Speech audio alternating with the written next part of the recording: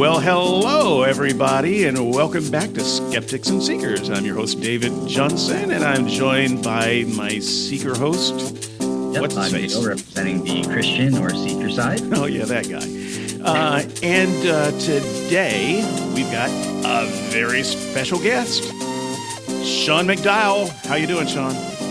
Good. Thanks, Dave and Dale, for having me. Oh, welcome to the show. All right. So, you know what? Instead of all of the friendly, funny banter, we're just going to jump right into this because we've got a lot to talk about. And so with that in mind, I'm going to throw the mic right over to Dale, and Dale is going to introduce our guest. More to the point, he's going to let our guest introduce our guest. Dale? Yeah, absolutely. Yeah, I think the first thing to do is for Sean just to sort of give us an introduction to who you are. I think most of our listeners will already know who you are from your appearance on Unbelievable and that sort of thing. But yeah, if you just wanted to take a chance to sort of describe your own, who you are and your faith journey, and plug any projects or any websites that you want to, now's your chance to take the mic and do so. Okay.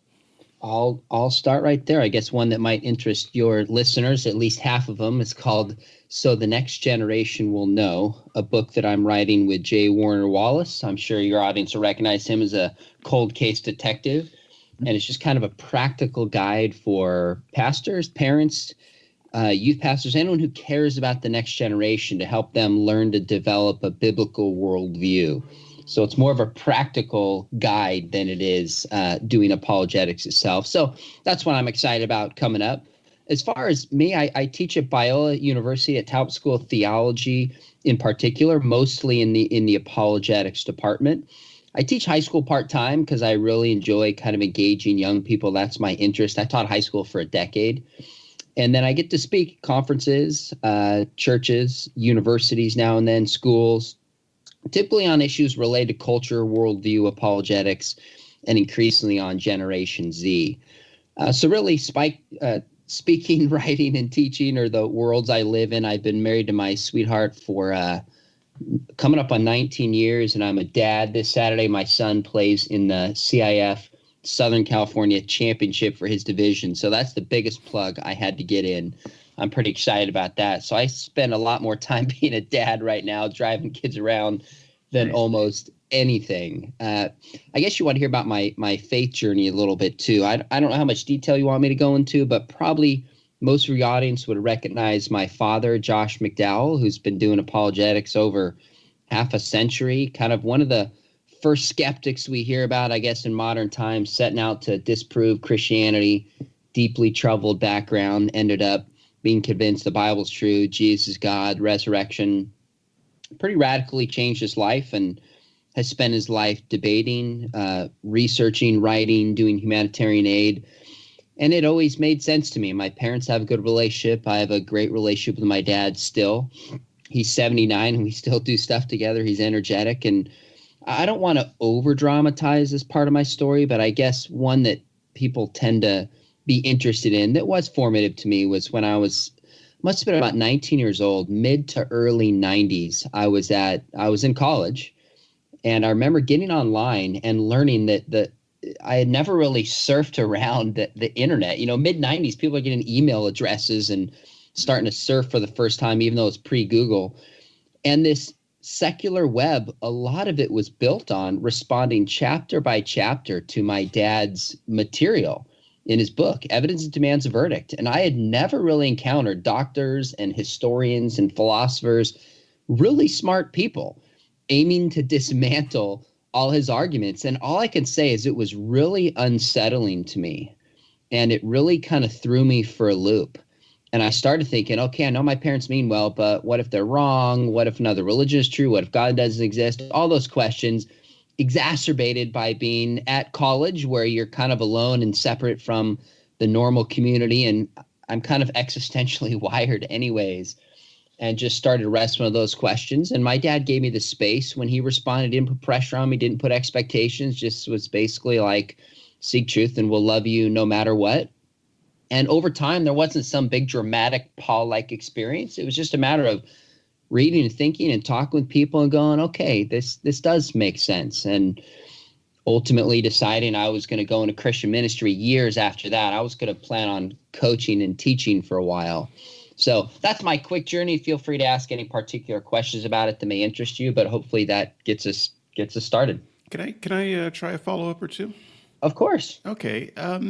So one of the things I've always wanted to ask you about your faith journey, in fact, I ask it when I listen to you on other programs. I just ask my phone, and it just sits there looking at me stupidly. And so I'm going to try it again and maybe even get an answer. Technology is fantastic. So I want to know more about your doubts because I hear a lot of Christians talk about doubts. I was a Christian who went through doubts, and I would say that the quality of doubt that I went through is maybe a different caliber than a lot of the doubts that I hear people talking about. If I can separate it out, there's the kind of doubt that happens in Christianity that I think is just a matter of course, that you're kind of dealing with some cognitive dissonance. Well, Christianity for me is all about dealing with cognitive dissonance. The Trinity is a cognitive dissonance that we can't really talk about reasonably, but you have to figure out a way to believe it. Or God tells Abraham to do something awful, and yet God tempts no one with evil. And so you put those things together, and you kind of you live with that tension. And there are all kinds of things like that are tensions that are just a part of Christianity. So that's one layer of doubt. And I think that every Christian goes through those types of things. And then there's the layer of doubts where you really sincerely run up against the wall and you're thinking, the reason I thought that God exists, it turns out was a bad reason. And I don't actually know whether God exists, whether Jesus rose from the dead, in these more crucial issues.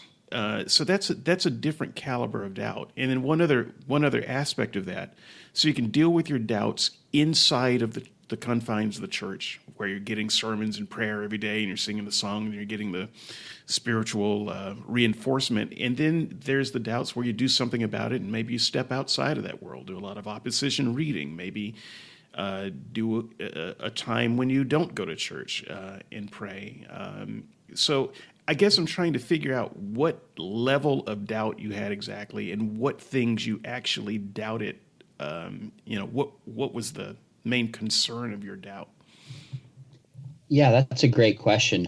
In my experience, I know there's some cognitive dissonance that Christians have. I don't think most really go through a sincere questioning period of like, do I really believe this or not? I mean, my three sisters are all smart and thoughtful. They never really went through that. Most of my friends, even from Christian settings and others, did not go through it to the level I think that I did. So I think you're right that there's some cognitive dissonance, but I think it's the exception of people who really pause and start reading and thinking about this and asking, what if I'm wrong? Like, am I willing to give this up? At least that's my experience. I would say mine was a combination of both intellectual and emotional. It was the intellectual that got my attention reading around, and in particular, to be specific to your question, I remember reading an article that talked about these dying and rising gods and that Jesus didn't even exist. It was the first time I had ever come across mythicism. I mean, it never crossed my mind that somebody thought Jesus didn't exist. Again, this is, early to mid 90s. And Osiris and Dionysus and all these different dying and rising gods. I was like, oh my gosh. I kind of implicitly knew the resurrection was the heart of the Christian faith. And if somebody could disprove that, it's done. And so that kind of threw me for a loop for a while. And I just, as much as I had heard apologetics from my dad, that was not anything I had ever heard or thought about or experienced. And the emotional came with just going, oh my gosh, like, wow, if this isn't true, this isn't just a head game for me, this would cost me a lot with my family, with my friends, etc. Like, all I can tell you is I remember weighing that in my mind and feeling it, not just kind of this head game that I was wrestling through. Mm-hmm. Now, as far as answering it, I guess two things. It was kind of at that point in my life where I'm like, okay, I guess I got to read, things like the Book of Mormon, or I got to read. Dan Barker had a book It came out shortly after that, I believe, his first one. After that, I'm like, I got to read his original book, something called like Losing Faith. I read Bertrand Russell's book. So for me, it was never enough to just read one side and try to convince myself that I was right. That just struck me. It looks like we went through the same reading list. Did you read that too? Yes. I love it. I mean, you have to, right? I couldn't live with myself. It's just the way I'm wired. Now, outside of the church, I mean, my family's Christian. My dad actually, amazingly enough, gave me a ton of space. He didn't even press me on this at all, which surprises people. He's just like, son, I'm here. You want to talk about it? Great, but you got to figure some things out. I didn't give up my Christian friends, but I wasn't regularly going to church. I was at a Christian school, so I'm clearly surrounded by Christian people.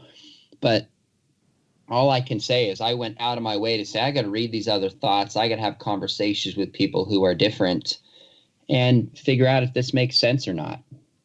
I appreciate you answering that, Dale. Yeah. So I think you sort of answered question 3 there as well. So I'm actually going to follow up with question 4 and just sort of ask.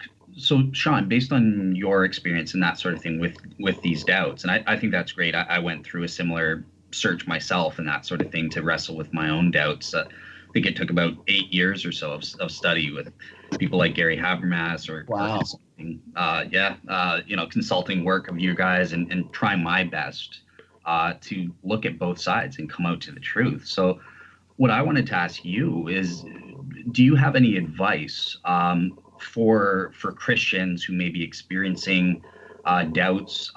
Would that advice differ depending on the types of doubts that they're having? And how would that contrast with any advice you'd give to unbelievers who have doubts about Christianity? Yeah, that's an interesting question to compare Christians and non-Christians. Let me start with Christians. When I started going through doubts, I remember for a long time, even after I, kind of solidify what I believed, having questions and kind of just being like, man, why do I question everything? Like, why do some people just simply believe and not be plagued by these questions? I mean, even I just naturally doubt things even today. And it dawned on me one day, I was like, you know what?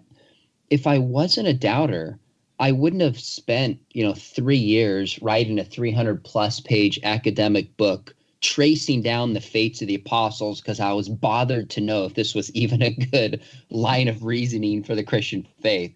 I wouldn't do what I do, and you guys wouldn't either if you weren't wired that way. So I guess that was just kind of giving myself some space, giving myself some grace, realizing I'm wired that way, and just being okay with it was really helpful to me to a degree. The other thing I would say is I think our tendency is to assume that all doubt is intellectually based, and there is an intellectual component of it. But I don't know how many people sincerely and honestly aim to separate, like, how much of this is relational, how much of this is emotional, how much of this is moral, how much of this is my will, and how much of this is really intellectual, because it sounds a lot more sophisticated to say something intellectual about doubts than it does, I was wounded by somebody, or there's hypocrites in the church.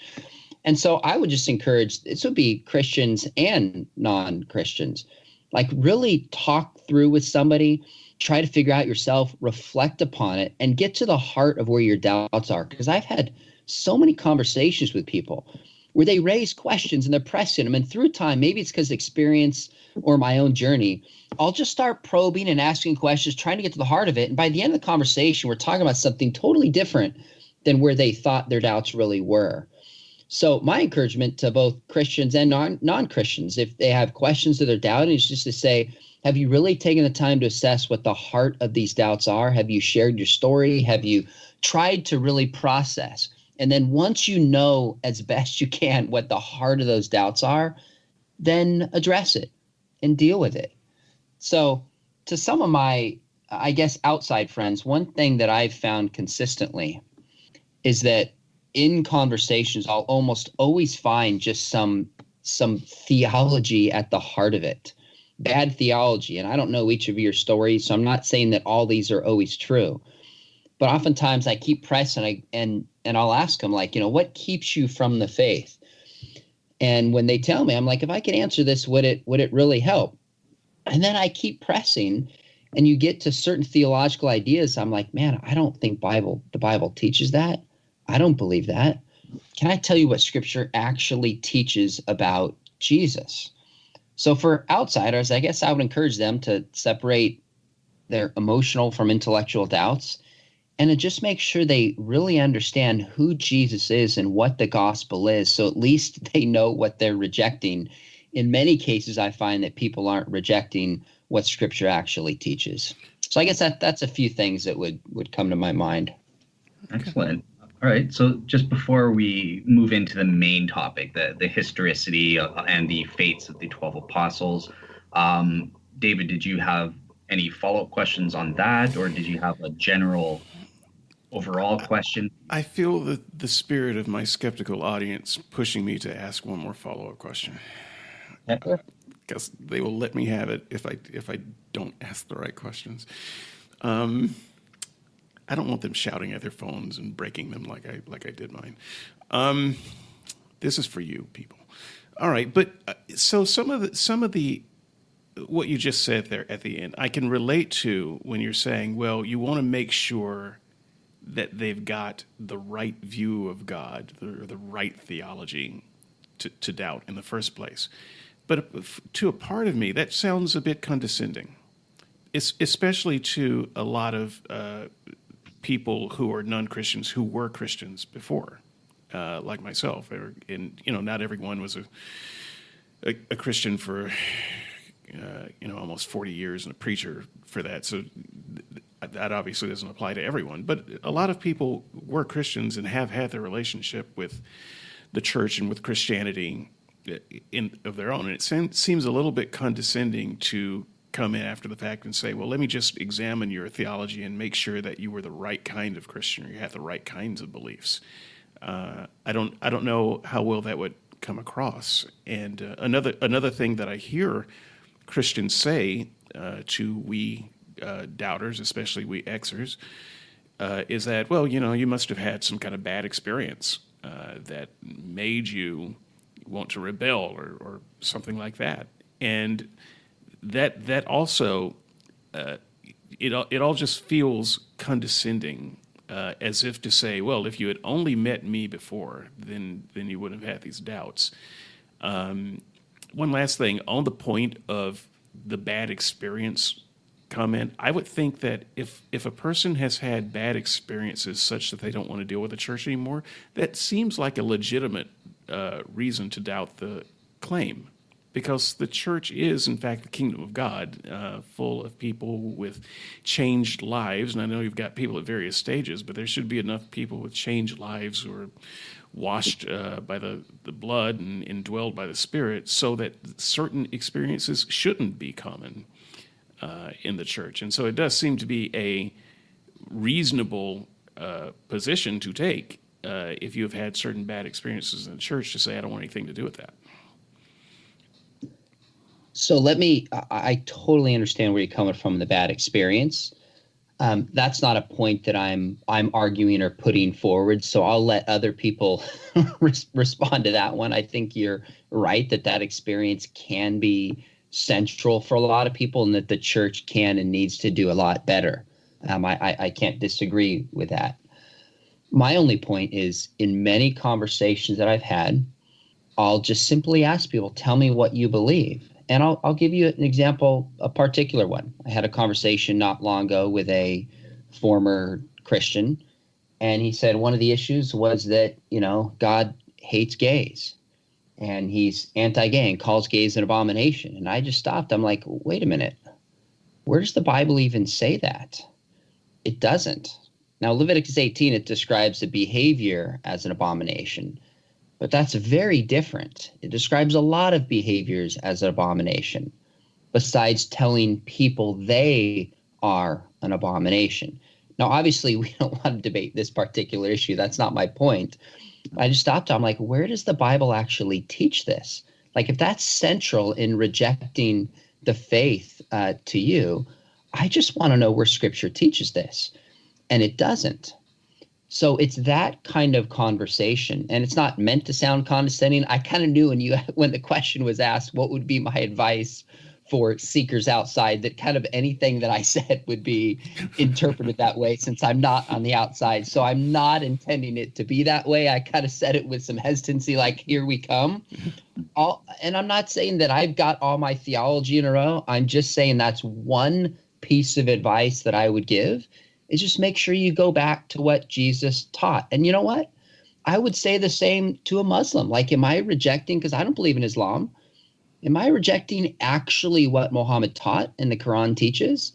I mean, that's only fair. I've got to go back and look at it and make sure I'm not reacting against some straw man of what the Quran teaches, and as best I can, what it really actually says. But those people have been taught by their imams and or by their preachers. I was raised in the U.S. South, the Bible Belt. Yeah. So I can tell you that people aren't following some straw man, at least from their perspective. They're following what they have been taught and reinforced through Sunday school, through a lifetime of sermons, maybe through a couple of years of Bible college. They have researched that, and they have been taught by those people set up as authorities to teach and equip these things. And so, yes, you can come along and say, well, this thing that you've been taught is wrong, but that's not as simple a message as it might seem for someone who has been raised to believe a certain way and has been raised to read the Bible a certain way, and then to say, well, you just drew the bad straw and you got all the wrong information. Here, let me give you this other piece of information. I would think that they would be hesitant to accept that. But look, I don't want to get stuck there. But these are some of the thoughts that I have when I kind of hear that argument. I don't. By the way, I don't have a better answer for you of how to evangelize non-Christians and especially Xers. I don't want to evangelize them, so I guess I haven't thought about what would be best to do it. But I can tell you all of the answers that I've heard from well-meaning people do not come across sounding very good to Xers like myself, anyway. Fair enough. Okay. All right. Yeah. Well, I think unless Sean has something he wants to say, I think you've sort of covered that section. I think Sean's given some good advice. It doesn't have to be universal or this is the way it has to be or whatever. But obviously I have my own ideas about my real seeker criteria, as the audience will know, and it's consistent. It applies to Christians as well. We don't have all the answers, so we need to be open to could I be wrong? If I'm not 100% certain, it's possible I could be wrong in my conclusion. So yeah, I think these standards and advice can be consistent for both Christian and non-Christian there to some extent. So yeah, let's sort of transition into the historicity aspect, the main topic of the debate. And discussion. Sorry? Discussion. I'm not getting in a debate with Sean McDowell. I'm not crazy. Okay.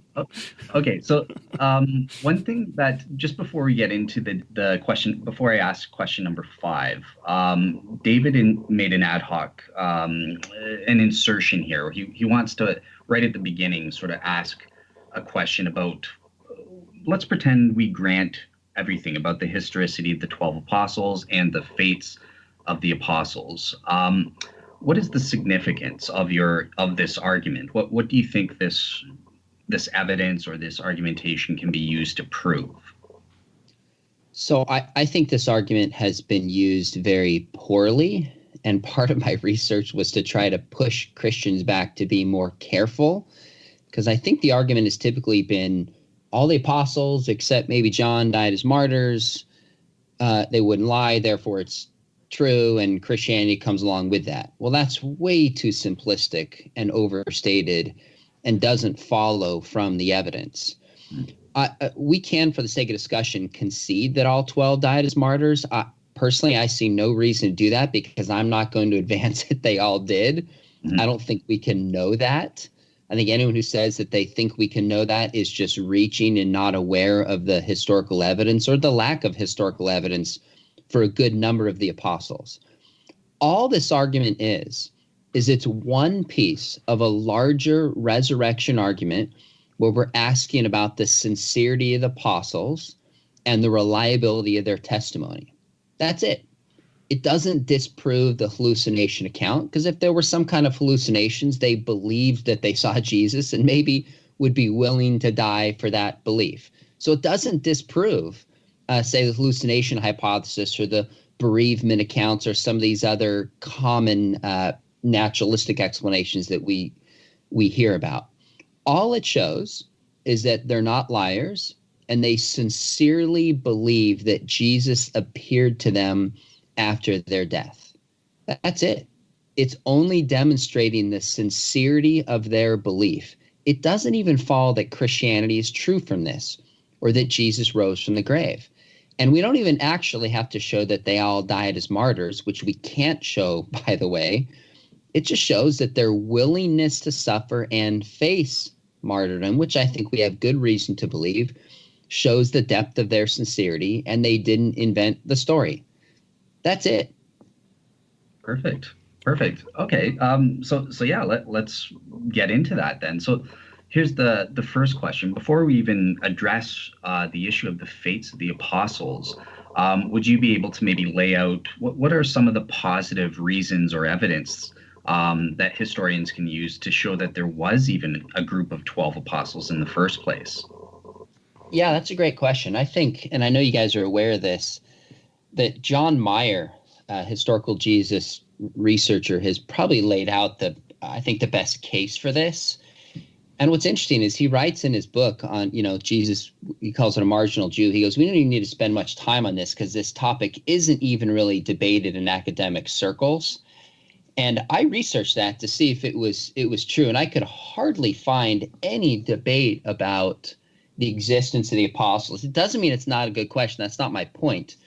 But I didn't even include it in my dissertation because there was just such little academic question about it, interestingly enough. Maybe that'll shift at some point. So the typical arguments that are given would be things like multiple attestation when you use some of the criteria for the historical Jesus, that you have references to the 12 in all four Gospels. And I know Matthew and Luke would probably be one source. You have it John. You have it in Paul, 1 Corinthians 15:5, where he refers to the 12. And there's not only a multiple attestation in the different sources, but also in the forms, the kinds. So like a letter and then a gospel, etc. Another argument that would be given would be embarrassment, that Judas bears the tag of one of the 12. And, for what cogent reason would the early church have gone out of its way to invent, a troubling tradition as Jesus being betrayed by Judas? And Meyer argues, he says, if you get Judas, who's a part of the 12, you kind of get the 12 along with this. That would be one of Meyer's arguments. I think there's something to be said for that. I guess the third would be just kind of the general flow of the argument. If the 12 were invented by the early church, you might expect to see filled with stories of their lives after the time of Jesus, which we don't have as much as you and I might like in the question that we're asking on, the show today. If it was invented, you might expect more of that, but some of them just completely drop off. And the last one, Richard Bauckham has done a really interesting study in his book, Jesus and the Eyewitnesses, where he looks at the names of the 12, kind of an onomastic study, looking at their presence within the gospel tradition and the names that appear outside of the gospel. And there's pretty remarkable continuity between, say, the number of times Peter and Thomas and Philip shows up and their role in the gospels with what we know about the presence of those names shortly before and shortly after. So likely wasn't a tradition invented in a distant land or a long time later, or they couldn't have matched up the names so carefully. Those are some of the basic arguments that would be given for the existence of at least the 12. So let me try some follow-up with that. So the last argument, I've heard you make that before, the Richard Bauckham research there. I don't find that convincing because, I mean, I'm a writer by trade. And if I'm writing a story, let's say a fiction story, by the way, I'm a nonfiction writer, I'm a lousy fiction writer. Every writer tries to write fiction. We just don't talk about it because we're bad at it. So at any rate, my efforts with fiction have taught me things like if I want to make my character, if I'm doing historical fiction, I might do a little bit of research on names for that place and time so that they do match with the cultural expectation of what you would find in that time, especially if I want it to, have an air of authenticity to it, even though I'm writing fiction. So that doesn't seem that hard to do if you were making up names for the 12. So I don't find that particular argument convincing. I would say of some of the other arguments that you've made, though, I think one of the problems with the 12, maybe the biggest problem for me, is that the number seems to be more important than the people. It's a very auspicious number, and I should say a very suspicious number. And it's more important that it be the 12 than the people. I remember there's one little kerfuffle with the number. I want to say that Paul uses the number in a way that is a little bit strange in one occasion that doesn't take into the account of Judas. I can't exactly remember that, but in there are lists of the 12, and the lists seem to be a little bit different, which is strange without any explanation there.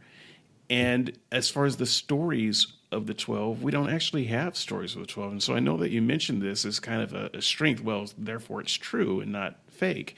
But it seems to me that there were only a few stories of people worth telling. And once again, it wasn't the people that was important in this inner circle. It was just the maintaining of this idea of the number. It's a little bit like saying that David was the seventh brother, and yet we have other places that talk about David's brothers where he may have been the eighth, and there may have even been 9 brothers, but 7 was really important. So can you maybe speak to some of that? Because the way the Bible talks about the 12, it really seems like the number is the important thing rather than the people. Yeah, first off, thanks for doing your homework and asking good questions. I honestly appreciate it. This is how the dialogue advances. So let me see if I can make a few responses that may be helpful. You're right. In doing, say, a fictional story, one would go back and check names to make sure it has kind of the ring of authenticity. One pushback I would give is the precision that's involved in this that Bauckham studies would require a ton and ton of research, which I'm not sure would have been as easily done back then, especially by the kinds of writers that we have, Matthew, Mark, Luke, and John, that could be done by you or me today writing a fiction book. They don't have the internet. They don't have access to the same kind of libraries. The limitations that they would have, I think on the flip side, gives the precision and the numbers that Bauckham walks through a little bit more force than us being able to just go do research of what names were popular a generation ago with the resources that are at our fingertips. But fair challenge. A couple things. When we look at, you mentioned there's different lists, and you're right. When you look at, say, Matthew 10, Mark 3, Luke 6, there's a little different lists, sometimes in the order, although Peter's always first.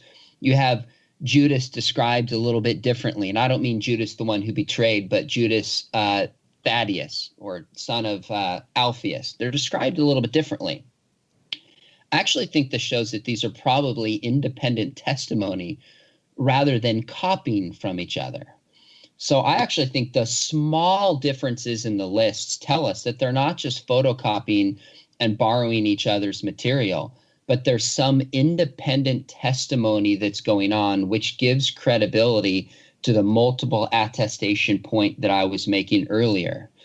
As far as the 12, you're right. Sometimes the number, the 12, is used when, say, Judas is absent. So it's like, wait a minute, it's 12, but there's only 11 who are there.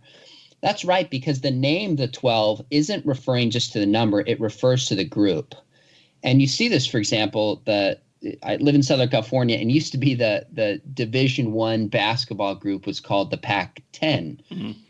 But they had 11 and then eventually 12 people in the division, in the conference, and they still called it the Pac-10 because that was the name that referred to it. And then, of course, they updated it to the Pac-12. So, yes, the numbers differ, but I think that's because it refers to the group, not so much the individuals, which brings me to the last point you made, which is really interesting. And you're right.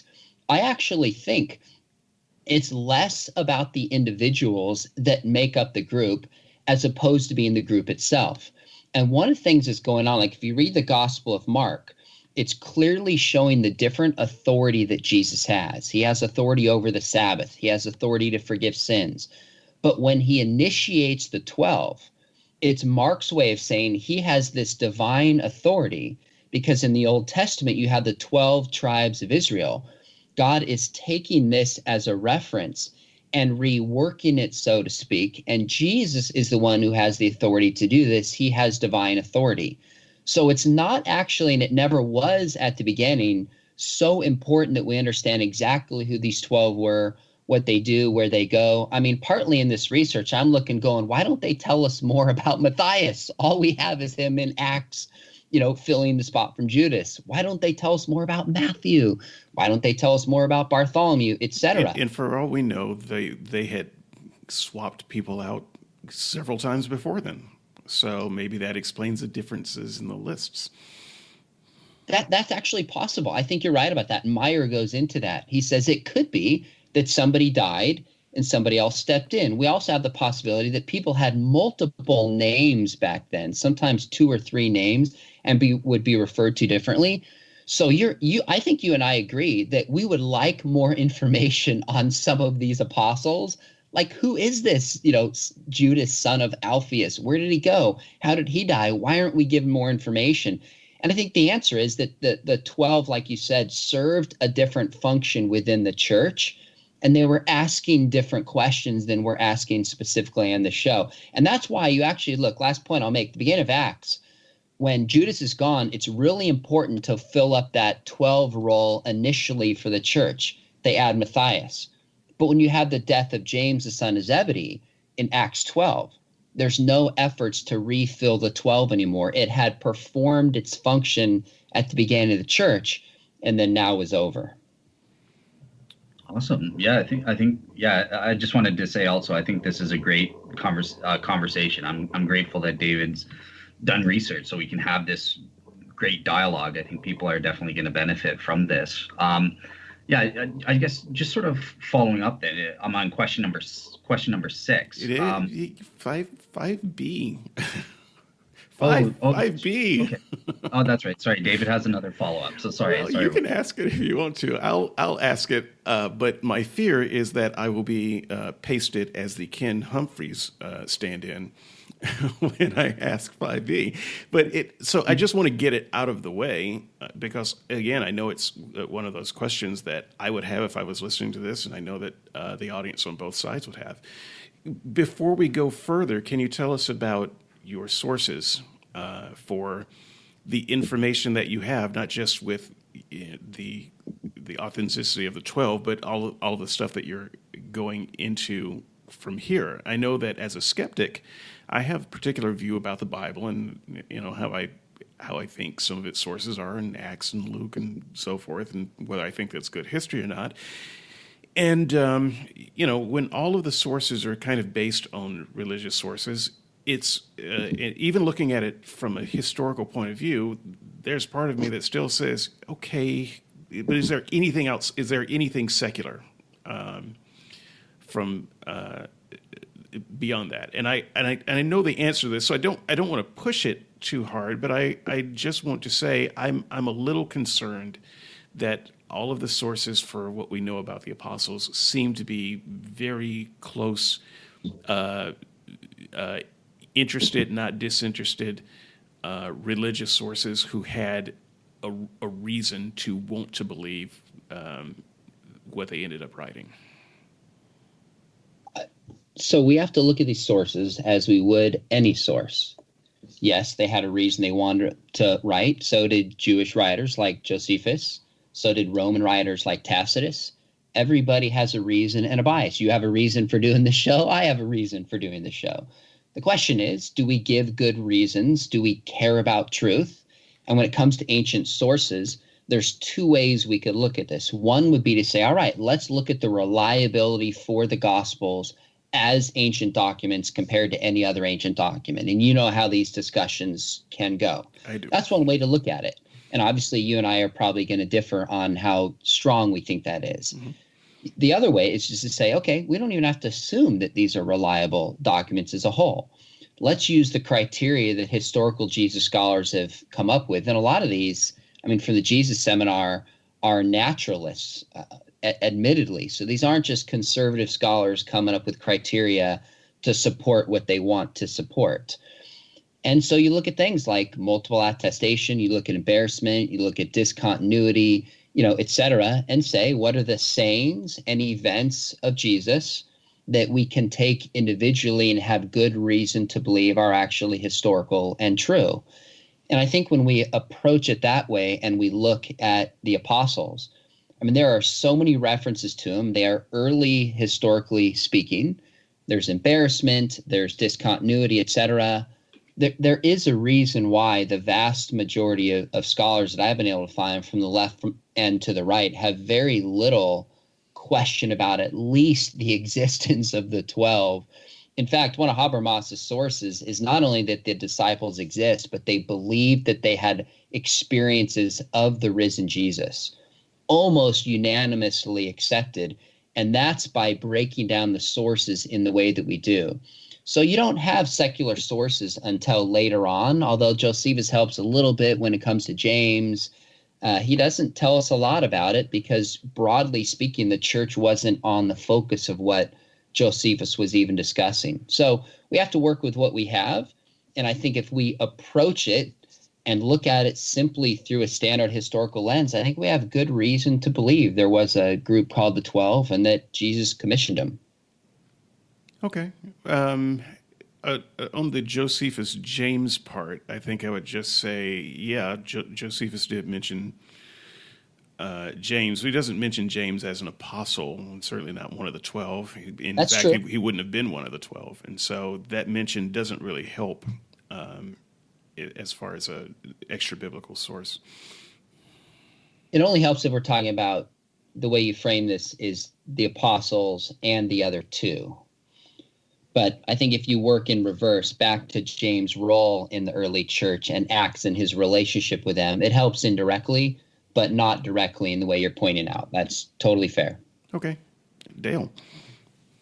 Okay, yeah. So I think we've kind of touched upon this, but there was one aspect going back to the historicity of the group of the 12. Some skeptics have questioned, okay, I can grant that the 12 as a group was historical based on the evidence, but they might just question, but when did that group form? Was it after post-resurrection in the early church? Or can we actually trace this back to the ministry of Jesus? And just for listeners, Sean's mentioned The Circle of the 12 by John Meyer. I'm going to include a link in the sources, an attachment for people to check out. But yeah, just right now, sort of quickly, Sean, do you know, is there evidence that can actually link the group of the 12 being formed to Jesus specifically during his ministry as opposed to at a later point or something? Yeah, so of course, the answer to this question is going to rest upon how we assess the sources. So if you look, Mark 3, Luke 6, Matthew 10, we consistently have Jesus calling the disciples and establishing this group. And it's hinted at in John, although it's not referred to as the 12. You still have him calling and commissioning some of his disciples that matches up with the gospel tradition. So how we answer whether he commissions them or not depends upon how we assess these kinds of sources. There is one argument that I hinted at earlier, but didn't really go into detail. that Meyer gives. And I'm not sure if it's in that article or not. I'm referring to volume 3 of A Marginal Jew. So it may be in the article you're referring to. If not, people can go read it there. But he points something out. The original, the Greek term for disciples appears in all 4 of the Gospels and Acts, but it's absent in the rest of the New Testament. So, for example, it's in Matthew like 72 times, Luke 37, Mark 46, John 78 times. But it's virtually absent in Paul and in the other New Testament writings and other early church writings, including some Jewish writers such as Josephus and Philo. Now, if you think about that, it's not in the writings around the time of New Testament. It didn't exist in the writings before and shortly after. So it's not an anachronistic retrojection of the early church back into Jesus' ministry, nor was it borrowed from an existing document or source the way it was done beforehand. So what's meant by discontinuity, let me take a step back, is historical Jesus scholars will look at statements like, say, the Son of Man that Jesus used more often than any other designation to refer to himself. Barely existed before the time of Jesus, barely afterwards. So it wasn't borrowed from earlier or retrojected back from after, seems to go to the historical Jesus himself. And that's the same with the group of the disciples. It doesn't show up afterwards or in other writings, barely, even though the concept does, the same word doesn't. And it didn't exist in the same way before. So the argument would be that it goes back to the historical Jesus.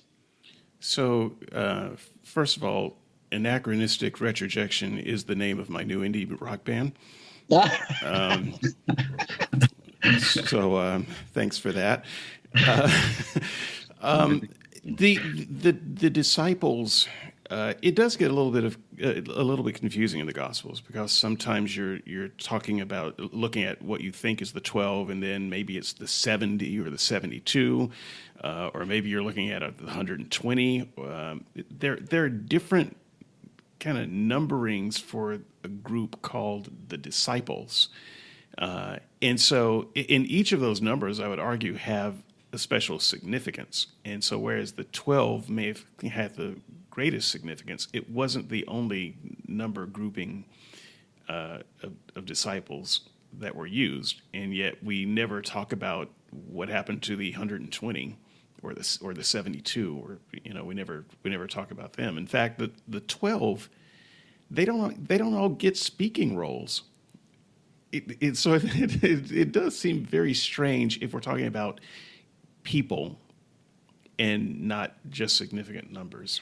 But at any rate, you have responded to that before. I don't mean to keep bringing it up, but it's kind of top of mind to me how the New Testament, in particular the Gospels, uses the word disciples in the particular number groups that it uses.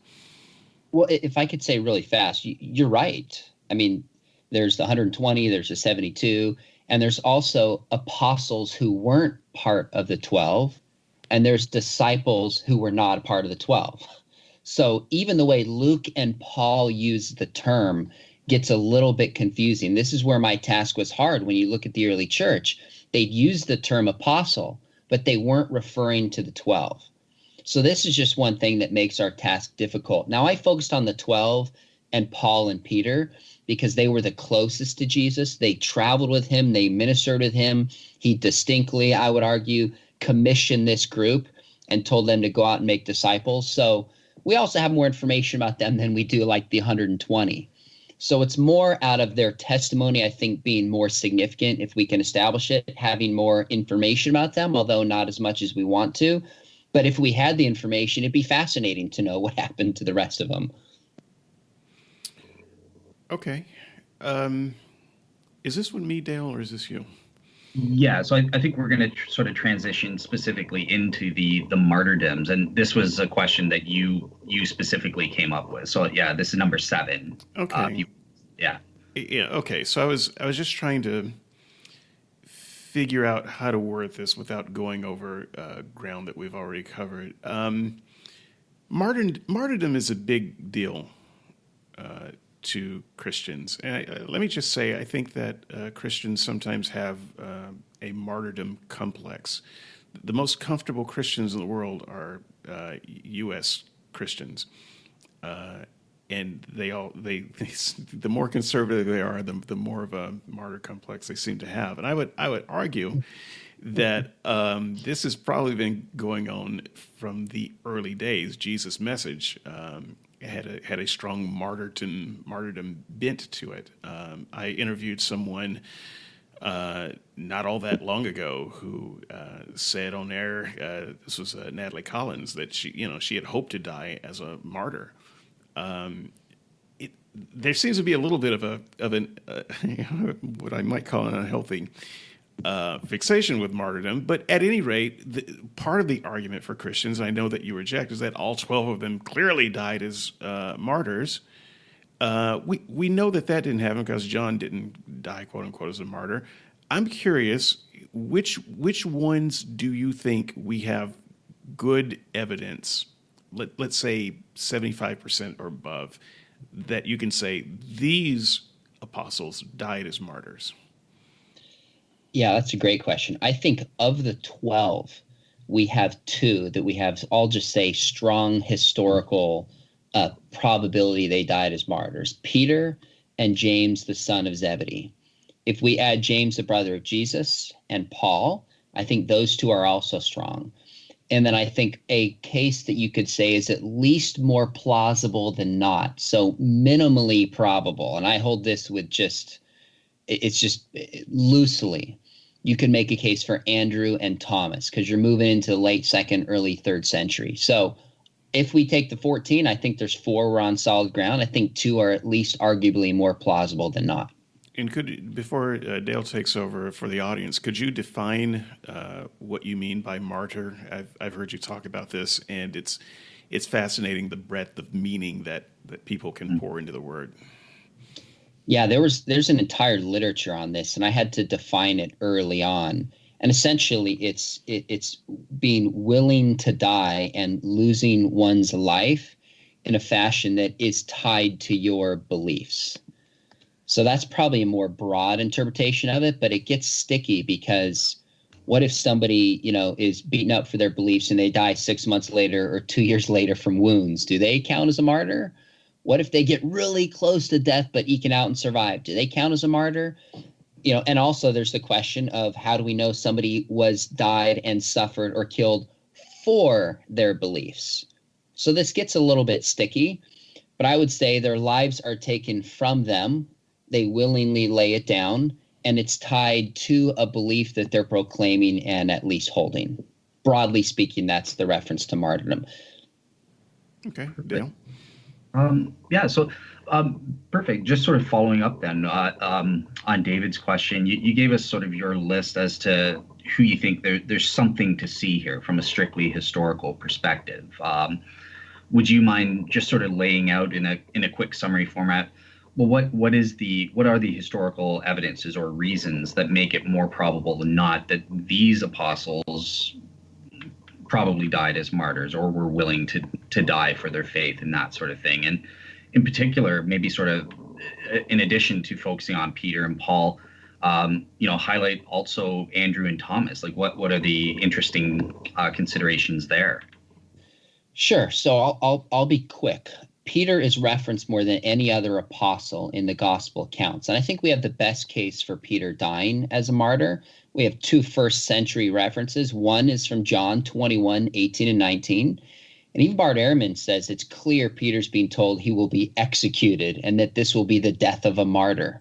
I find that interesting. You have 1 Clement 1 Clement chapter 5, the first 4 verses, where this is written from Rome, interestingly enough, and this is probably written in the 90s. Again, the context makes it reveal that I think both Peter and Paul would die as martyrs, and Ehrman agrees with that. Now, you look at the rest of Peter, you have Ignatius, you have the Apocalypse of Peter, the Ascension of Isaiah. There's basically 10 sources from the end of the 1st through the 2nd century that unanimously and consistently and early would say that Peter died as a martyr. Now with Paul, you have one passage, 1 Clement 5 through 7, right after the passage from relating to Peter, that describes him suffering greatly for his faith and then ultimately dying as a martyr, even though that word is not used. You have the passage in 2 Timothy, which I believe Paul wrote, but critics would say, oh, it's not Pauline, he didn't write it, where he describes, his life being poured out in front of him. So either he's totally aware that his life is coming to an end and being taken away from him, or if he didn't write it, whichever community wrote it, felt the need to put that onto his lips because the martyrdom tradition was so strong. Nevertheless, you get into the 2nd century, you have people like Ignatius, Polycarp, Irenaeus, Tertullian towards the end of the 2nd century, early, consistent, unanimously agree that Paul dies as a martyr. James, the son of Zebedee, is a little bit differently because his death is explicitly described in Acts 12, 1 and 2, which, of course, the reliability of that account is going to depend upon the reliability of the book of Acts. But I think Craig Keener's right in his commentary when he said, it just reads like an execution account of the time. We're not given any flowery details. There's no legendary detail until later accounts come in. And then after that in Acts, the unanimous church history tradition, every single one I could find, is built upon that tradition. And then James, the brother of Jesus, we actually have his death being described in some detail in Josephus, probably 93, 94, in a passage that is not as debated as the Testimonium Flavianum. As far as I could tell, it's largely undisputed. And then you have into the 2nd century people like Hegesippus, as recorded in Eusebius, Clement of Alexandria, First Apocalypse of James. What's interesting about James is you have Gnostic sources, you have a Jewish source, and Christian sources within the first 200 years pointing towards his death and I would argue his martyrdom. Now, when you get to Thomas and Andrew, any honest person has to admit that the evidence is later. So the first shows up in what's called the Acts of Thomas, probably around AD 200. Now, there's some independent, like archaeological finds that show that this document was not entirely fictional, but there's some historical figures. And of course, that would bring us back to your question, David, was that just added in, or is that because there's legitimacy to the story itself? But then the St. Thomas Christians, this group that lives today in India, has this oral tradition that largely lines up with what we find in the Acts of Thomas, largely speaking. So the question is, are these two independent testimonies to Thomas? If so, we have good reason to believe he died as a martyr. If not, it doesn't mean he didn't, but it definitely would weaken the case. Well, my concern there, just a real quick cut in with the Acts of Thomas, would be that no Christian would use the Acts of Thomas as an authoritative source on anything. It seems maybe a little ad hoc to then use it as a source for the martyrdom of Thomas, because I've read the Acts of Thomas, such as it is, and it's not. I mean, I understand why churches don't do readings from the Acts of Thomas, or why preachers don't allude to the Acts of Thomas. Well, the task of a historian is different than the task of a preacher. So, of course, no preacher is going to use this. Now, actually, which preachers would, to show what a lot of Christians believed around the 2nd century and how some of these stories flower up. I think there could be some value for preachers to talk about it, but nevertheless, you have this first wave of these Acts of Paul, Peter, John, and Thomas. And they're basically the middle of the 1st century to the end of the 2nd century. And there's no doubt that there's flowery legendary material added in, which you obviously picked up on if you read it. But the question is it built upon a known historical core? And when we look at some of these, we do find that they add this legendary material, but it's based upon like a skeleton of known established historical tradition. Now, in Peter, that's easier to establish because we have a number of independent writings saying, oh, okay, he did arguably go to Rome. He did die as a martyr. So maybe the Acts of Peter has him upside down, adding some legendary material, but it still does have him dying as a martyr, and it matches up in the broad story. So when it gets to Thomas, we have less independent testimony from it, but it doesn't mean it's entirely fiction and made up. That's kind of where the heart of the debate and discussion is when it comes to Thomas. Okay. And just before I turn it over to David, do you mind just finishing off question 8? You're about to, and what's the case for Andrew as well? Oh, considerations. I don't. So Andrew, at best, you have the Acts of Andrew, which is the middle of the 2nd century. Mhm. And then you have another document that describes kind of Hippolytus is on the 12 in the 3rd century, him dying on a tree, which matches up with the Acts of Andrew, him dying, being crucified. Now, look, I'm not going to die, metaphor, pun intended, on the case for Andrew, but I at least think any honest historian has to look at it and go, okay, do we have two independent traditions? Was this entirely made up? Is there something to it historically speaking? And quite remarkably, there's a lot of historical events that people accept that are on evidence much less than what I've cited for, say, Thomas and Andrew. So again, it is weaker, and I don't build my case on that, but I think sometimes it's been too quickly accepted, and I think sometimes it's been too quickly dismissed as well. Sure. So independent attestation, that's another place where we lose a lot of time, and I don't plan to do that. But I mean, when you're talking about something like a book like the Acts of Thomas or something like that, and then maybe you find in history someone saying, well, this person died on a tree. Either they could have gotten it from the Acts of Thomas, or the Acts of Thomas could have been embellished because someone else thought it and said it. That doesn't actually prove independent attestation. So I would push back on that a little bit. I don't know that we can say that those are independent attestations. Those could just be echoes of one attestation.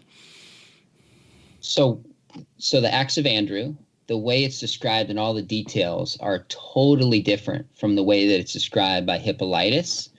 There's no indication of borrowing between the two. Now, does that prove they didn't know? But we just have to look at the sources we have and ask, okay, how far can we trace these sources back? Where can we trace these sources back from? And is there kind of the indication that they borrowed from each other in any way? And at least in these two sources of Andrew, again, it doesn't even mean it's true. They both could have independently made it up, but there's no indication looking at the two sources that there's a borrowing from one to the other. So at least they're independent claims.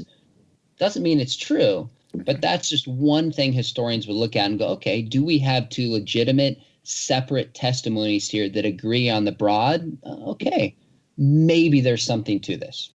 So this is about martyrdom. A little bit of that definitional thing. Martin Luther King was a Christian, no doubt about it. Martin Luther King was moved by his Christianity to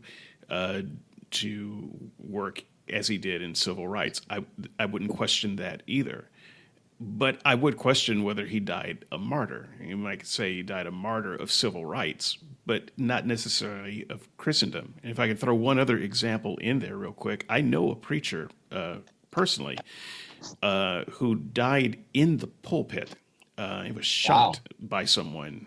And, a great preacher, quite renowned. He did not die a martyr. He died because he had slept with this guy's wife, and this guy was mad. He came in with a gun and shot him.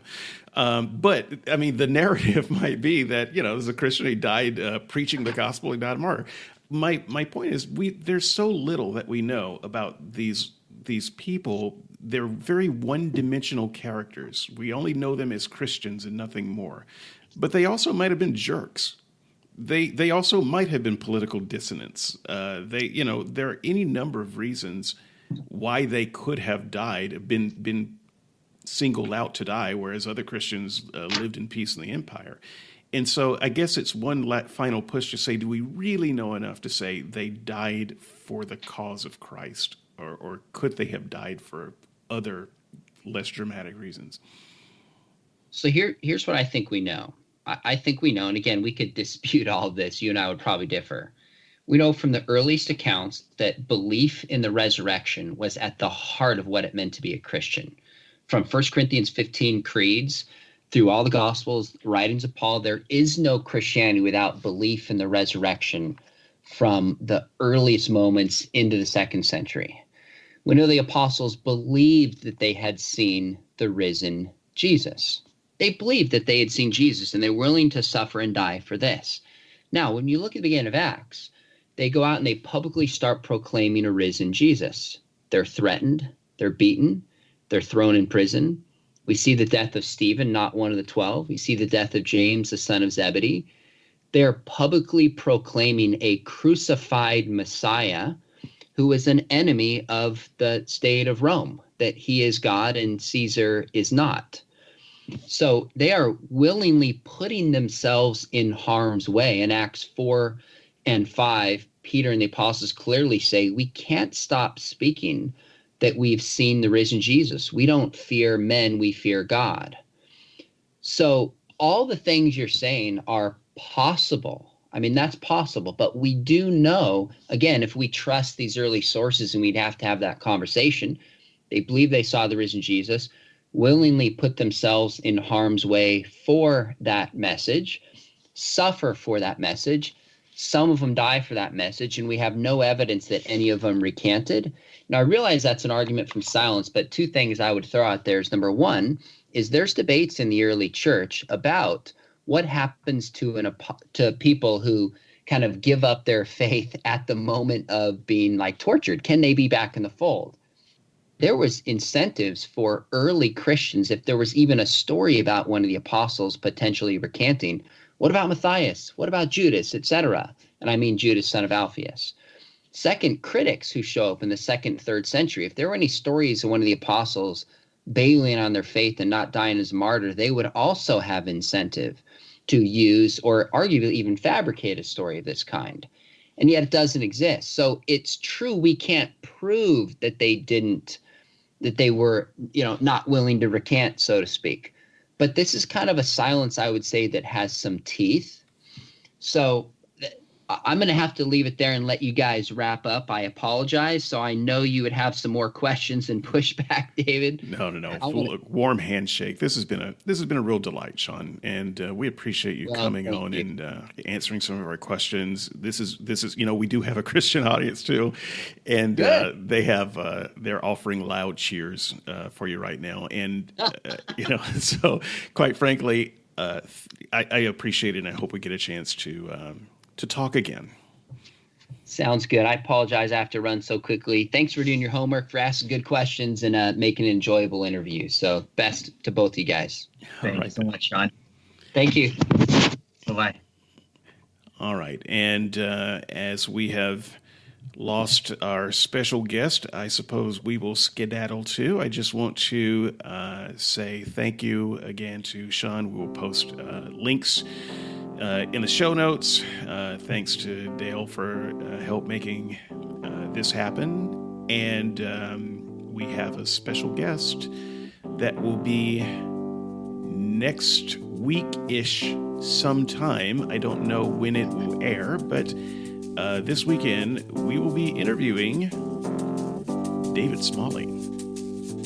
Woohoo. I know the audience knows him.